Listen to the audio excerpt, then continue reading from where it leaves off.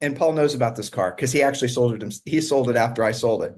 So I bought a 67 911S. I'm not going to say who I bought it from, someone who is fairly famous, especially, well, he's famous in the Porsche world now.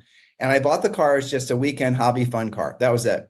I got into pulling the car apart a little bit, just doing some updates on it. Then I started finding some things that were, let's just say, dubious. For example, the firewall was not welded in, it was spot riveted in. Well, that's not a good idea.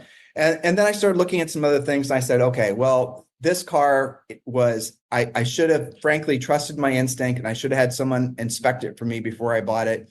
I don't know if I would have bought it had I known about it. I may have still bought it, frankly, but I ended up having to do a full restoration on it.